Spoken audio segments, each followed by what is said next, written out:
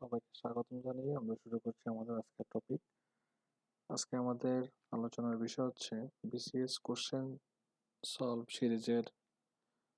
আজকে আমরা আলোচনা করব 44 বিসিএস এ কম্পিউটার বিষয়াবলী থেকে যে প্রশ্নগুলো এসেছে ওগুলোর উত্তর এবং ব্যাখ্যা নিয়ে। তো শুরু করা যাক। প্রথম প্রশ্নটি ছিল এসসিএসআই এর পূর্ণরূপ কি? এসসিএসআই হচ্ছে স্মল কম্পিউটার সিস্টেম ইন্টারফেসের একটি সংক্ষিপ্ত রূপ। এটি হচ্ছে এসকেজি আনসি এএনএসআই বা আমেরিকান ইন্টারন্যাশনাল কর্তৃক সংজ্ঞায়িত শিল্পমান ইন্টারফেস। একটি তার বা কেবলের ভিতর দিয়ে 1 বাইট ডেটা বা তথ্যের 8 বিট পাশাপাশি 8টি পৃথক লাইনের মাধ্যমে আদান প্রদানের পেরিফেরাল কমিউনিকেশন বলা হয় এটিকে। এসকেজি ডিভাইসগুলো প্যারালাল কমিউনিকেশন পদ্ধতিতে ডেটা আদান প্রদান করে। আর এই ডিভাইসগুলো যেসব পোর্টের মাধ্যমে সংযোগ দেওয়া হয় সেই পোর্টগুলোকে বলা হয় এসকেজি পোর্ট। তো এখানে সঠিক উত্তর হচ্ছে ক, স্মল কম্পিউটার ইন্টারফেস। 2 নম্বর প্রশ্ন ছিল নিচের কোন ডিভাইসটি ইনপুট এবং আউটপুট ডিভাইস হিসাবে কাজ করে? সঠিক উত্তর হচ্ছে টাচ স্ক্রিন।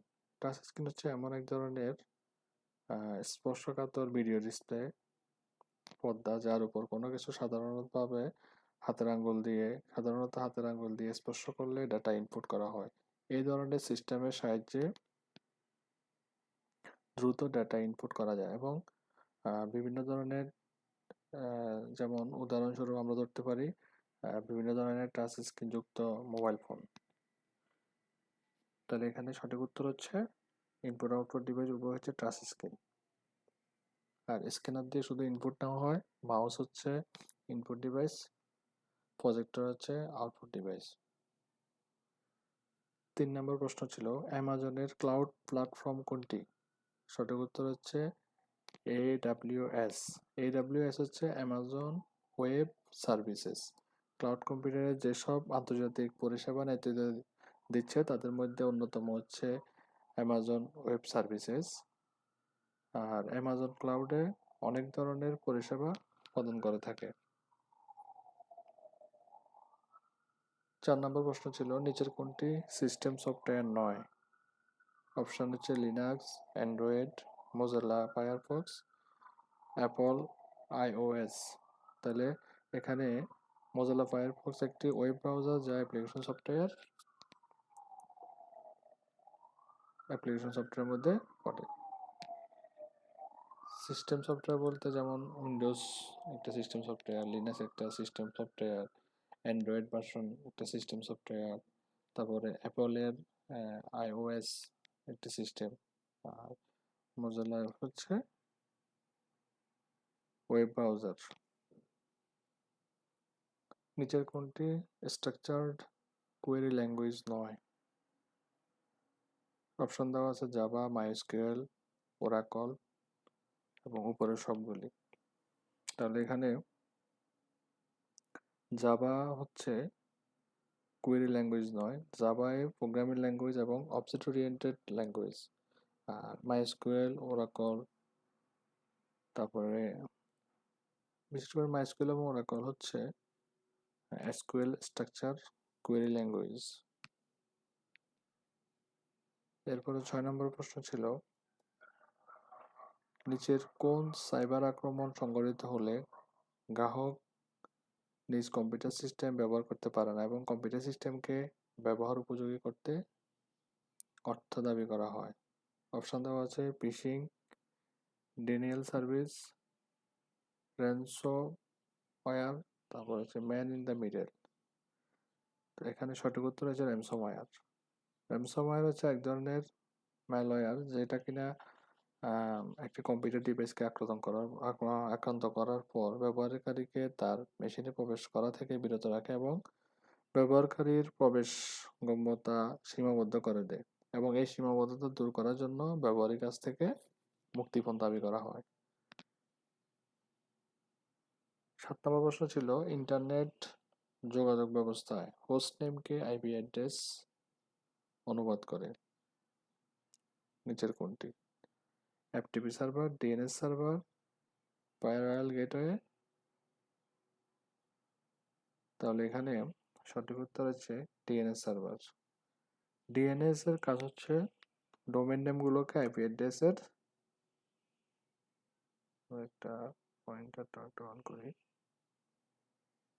এটা সঠিক উত্তর হচ্ছে ডিএনএস।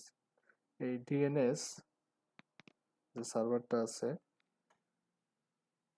এটির কাজ হচ্ছে ডোমেন নেমগুলোকে আইপি অ্যাড্রেসের মধ্যে ট্রান্সলেট করা, যাতে ব্রাউজার বিভিন্ন ইন্টারনেট রিসোর্স গুলোকে লোড করতে পারে।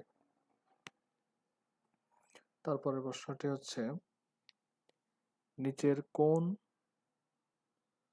মডেলটি ক্লাউড কম্পিউটিং সেবা প্রদানকারী ব্যবহার করে না? অপশন দেওয়া আছে সিএএস, এলএএস, পিএএস আর এসএএস। তো এখানে কোন ক্লাউড কম্পিউটিং প্রদানকারী সেবা? এখানে সঠিক উত্তর হচ্ছে সিএএস। এটার কারণ হচ্ছে মূলত সফটওয়্যার সার্ভিসের ক্ষেত্রে এসএএস, এলএএস এগুলোর যদি আমরা পুনরূপ দেখি, যেমন এসএএস, এসএএস হচ্ছে software as a service, PAAS মানে হচ্ছে প্ল্যাটফর্ম অ্যাজ এ সার্ভিস, আর সিএএস, পিএএস মানে হচ্ছে প্ল্যাটফর্ম অ্যাজ এ সার্ভিস, বা সিএএস বলতে আসলে এরকম কিছু নাই। সো এটা সঠিক উত্তর হচ্ছে প্রদানকারী ব্যবহার করে না ক্লাউড কম্পিউটিং ক্ষেত্রে, কারণ এই ক্লাউড কম্পিউটিং ক্ষেত্রে সিএএস বলতে আসলে এরকম কিছু নেই। 9 নম্বর, নিচের কোন প্রোটোকলটি ইন্টারনেট তথ্য আদান প্রদানের নিরাপত্তা নিশ্চিত করে থাকে? অপশন দেওয়া আছে এফটিপি, এইচটিটিপিএস, টিসিপি, ডিএনএস। দেখেন এখানে সঠিক উত্তর হচ্ছে এইচটিটিপিএস। আমরা সাধারণত জানি যে কোনো লিঙ্কের ক্ষেত্রে এইচটিটিপি এই শব্দটি অনেক শুনে থাকি। এইচটিটিপি মানে হচ্ছে কি, hyper transfer protocol, hyper text transfer protocol. আর এটার সাথে যদি কোনো এস যুক্ত থাকে, তার মানে হচ্ছে hyper text transfer protocol secure. এটি একটি কম্পিউটার নেটওয়ার্কের মধ্যে নিরাপদ যোগাযোগের জন্য ব্যবহৃত হয় এবং ইন্টারনেটে ব্যাপকভাবে ব্যবহৃত হয়। এইচটিটিপিএস এর ট্রান্সপোর্ট লেয়ার সিকিউরিটি, টিএলএস বা পূর্বে সিকিউর সকেট লেয়ার এসএসএল ব্যবহার করে যোগাযোগ প্রোটোকল এনক্রিপ্ট করা হয়। তাহলে এই লাইনটা একটু ভালো করে বোঝার চেষ্টা করেন। HTTPS a transfer layer security, TLS বা পূর্বে সিকিউরিটি এসএসএল ব্যবহার করে যোগাযোগ প্রোটোকল এনক্রিপ্ট করা হয়। সো এখানে এএস মানে হচ্ছে সিকিউরিটি, এইচটিটিপি মানে হচ্ছে hyper text transfer protocol.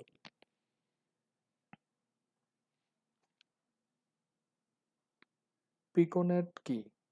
Option দেওয়া আছে wifi network, wide area network, তারপরে দেওয়া আছে ব্লুটুথ নেটওয়ার্ক, 5G নেটওয়ার্ক।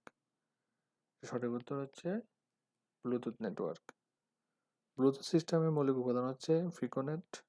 আর ব্লুটুথ প্রযুক্তির মাধ্যমে যে নেটওয়ার্ক গঠন করা সম্ভব হয় তার নাম হচ্ছে পিকোনেট। একটি পিকোনেট এর আওতায় সর্বোচ্চ 8টি যন্ত্রের মধ্যে তথ্য আদান প্রদান করা যায়, যেমন মোবাইল ফোন, ল্যাপটপ, তারপর ডিভাইস, ডিজিটাল ইত্যাদি ডিভাইস সময়ের মধ্যে তথ্য আদান প্রদান করা, এটি বর্তমানে বহুল ব্যবহৃত হয়। একটি মেশিন থেকে অন্য মেশিনে ইমেল মেসেজ স্থানান্তর করতে কোন টিসিপি আইপি প্রোটোকল ব্যবহার করা হয়? অপশন হচ্ছে এফটিপি, আরপিসি, এসএনএমপি, এসএমটিপি। সঠিক উত্তর হচ্ছে এসএমটিপি। এসএমটিপি মানে কি? এসএমটিপি মানে হচ্ছে simple mail transfer protocol. SMTP হচ্ছে ইলেকট্রনিক মেল ট্রান্সমিশনের জন্য একটি internet standard communication protocol. Mail server এবং অন্যান্য বার্তা স্থানান্তর এজেন্টরা মেল বার্তা পাঠাতে এবং গ্রহণ করতে এই এসএমটিপি প্রোটোকলটি ব্যবহার করে। যে কম্পিউটার প্রোগ্রাম নিজে নিজেই অন্য কম্পিউটারে ইন্টারনেটের মাধ্যমে কপি হয় তাকে কি বলে? সঠিক হচ্ছে খ, WORMS, ওয়ার্মস। একটি কম্পিউটার ওয়ার্মস হলো একটি স্বাধীন ম্যালওয়্যার কম্পিউটার প্রোগ্রাম যা নিজেকে নকল বা কপি করতে পারে যাতে তা অন্য কম্পিউটারে ছড়িয়ে পড়তে পারে। প্রায় এটি ছড়িয়ে পড়ার করার জন্য কম্পিউটার নেটওয়ার্ক বা ইন্টারনেট ব্যবহার করে এবং অন্য কম্পিউটারের নিরাপত্তা ব্যর্থতার সুযোগ নেয়।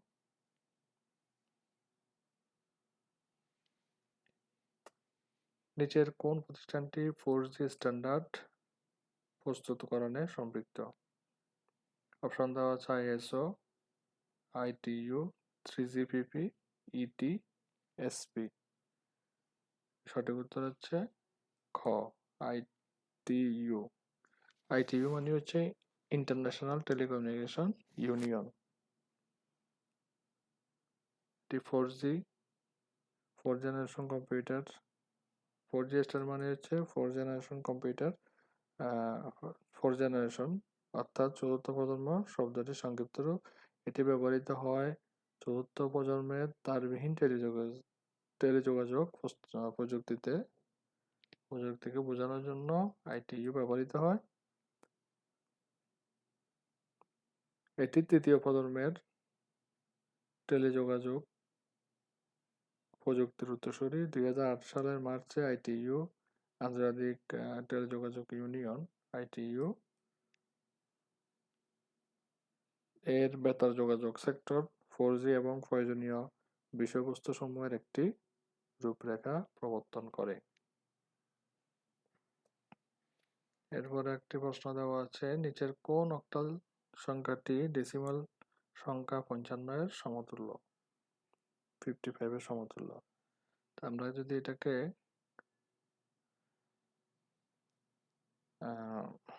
ডেসিমাল সংখ্যা 55, অক্টাল সংখ্যাটি ডেসিমাল সংখ্যার সমতুল্য, তাহলে এটা যদি আমরা বের করি 55 এর গুণনীয়ক কত? আমরা যদি 8 দিয়ে ভাগ করি, যেহেতু 8 কেন, 8 হচ্ছে অক্টালের রূপ। 8 দিয়ে ভাগ করলে 6 8 48। তাহলে এখানে 6 বসালাম, আমাদের ভাগশেষ কত থাকে? 7 থাকে। 7 হচ্ছে LSB। এরপরে আবার 6কে যদি আমরা ভাগ করি, আবার 8 দিয়ে করি, তাহলে হচ্ছে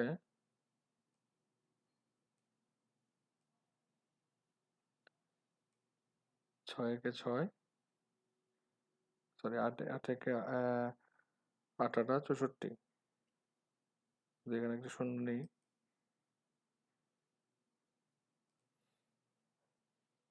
এখানে তাহলে দেওয়া আছে 0। তাহলে 8কে শূন্যর ভিতরে ভাগ যায় না। তাহলে আমরা যদি এটা লিখি, তাহলে আমাদের হাতে কিন্তু 6 থাকে।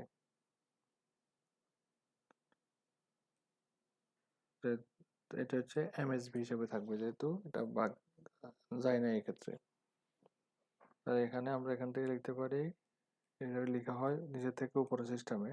প্রথমে 6, তারপর হচ্ছে 7, আর বেজ হচ্ছে 8। 8 কেন? 8 হচ্ছে অক্টালের বেজ। তাহলে আমরা যদি এখানে লিখি 67, তাহলে 67 হচ্ছে অক্টাল সংখ্যাটি ডেসিমালের 55 এর সমতুল্য। এরপরে সর্বশেষ প্রশ্ন, নিচের কোনটি ওপেন সোর্স সফটওয়্যার, সরি। এখানে অপশন দেওয়া আছে Google Chrome, Microsoft Windows, zoom, Adobe, Photoshop. তাহলে ক্রোমের সোর্স কোডের বেশিরভাগই গুগলের ফ্রি এবং ওপেন সোর্স সফটওয়্যার প্রকল্প কমিউনিটি থেকে আসে, তবে ক্রোম মালিকানার ফ্রিওয়্যার হিসাবে লাইসেন্স প্রাপ্ত।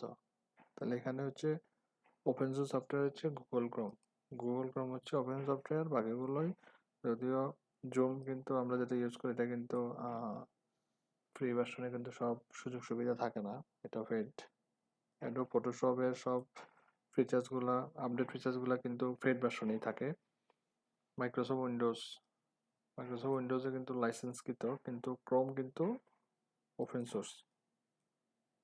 তো এই ছিল আমাদের কাছে টোটাল 44 পিসেস থেকে 15টি প্রশ্ন। পরবর্তী ভিডিওতে আমরা পর্যায়ক্রমে 43-42 বিসিএস এর প্রশ্নগুলো নিয়ে আলোচনা করব। ধন্যবাদ সাথে থাকার জন্য। আসসালামু আলাইকুম।